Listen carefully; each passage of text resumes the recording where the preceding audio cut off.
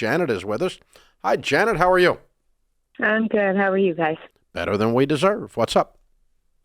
I'm calling about a previous episode I need a little clarification on. There was a woman that had called in and child had basically disowned them, and they were conflicted on the will and taking them out. And you mentioned it as kind of a grieving period for the loss that a parent feels, which makes sense. But you've also in the past said if you're not leaving a child something in the will, then you need to be the bigger person and say, you know what, you're out. How do you do that if they're not speaking to you? I wouldn't do that if they're not speaking to you.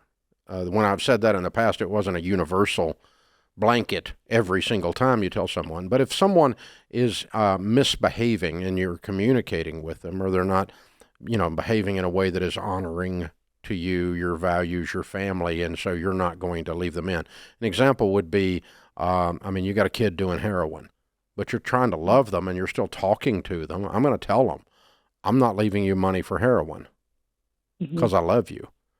Right. And you need to know that you're not going to be in there. But a kid who won't speak to me, you don't need to, a person who won't speak to you, you don't need to let them know that they're not in the will. Like, in other words, Janet, I'll talk to you, so I'm not, but prior to today, I've never talked to you, and if I wasn't in your will, you didn't need to let me know. Right. Right. And that makes sense. But to not leave a bunch of stress for the other child that's involved, would you then suggest leave a letter with the lawyer? Yeah, I'd leave a letter with them and just go, if you want to be mad at somebody, be mad at me, but you decided you didn't want a relationship with me, which means you don't want a relationship with anything to do with me. And so I hate that, and I'm sad about that, and I've been sad about that since it happened.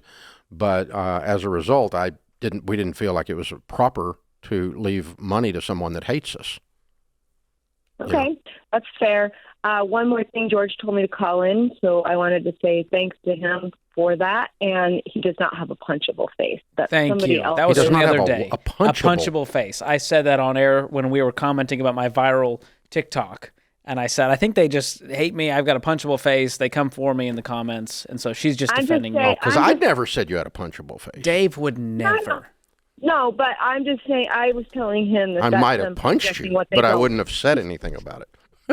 Well, and I was just telling him that that's them projecting what they don't like about themselves with him. Beautifully said. You're exactly right. Janet understands the trolls. Welcome to TikTok commenters. You've got the psychology down, Janet. So yeah, it's an interesting nuance and a good question. Thank you for calling in. And the beautiful part about the holidays is we get to see and deal with family. The horrible part about the holidays is we get to see and deal with family. So in some cases, and so that brings up a lot of these estate questions, and I think it's a good thing to talk about. If someone else says it out loud, it doesn't sound as crazy as maybe, or as shame-inducing as it sounds in your head. So, the way we stand on things around here, you and I have talked about this many times, George, and it is that you are under no moral, legal, or ethical obligation to leave anyone your money. Period. That's a good one to start with, okay? And you are under you have no moral entitlement to mama's money. That is the underlying issue. Yeah. Because they're scared of what are the kids going to think, and is it going to cause resentment, and will the relationships be hurt? And, hopefully you don't raise entitled kids, which luckily you didn't, Dave. And but I mean, here's the thing. Well. Like the lady that called the other day, her daughter will no longer speak to her over an argument they had during COVID that she wanted to come visit and give her a hug. And she said, not in my house. You can't touch us. You're coming to kill us.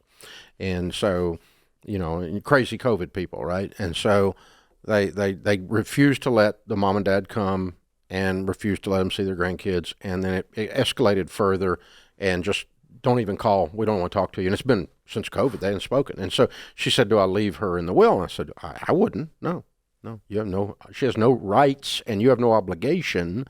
And it's not about you hitting back. I'm angry at you, so I'm taking you out of the will. It's not about manipulating, because we're not really going to call her and discuss it with her. We're not trying to manipulate anybody.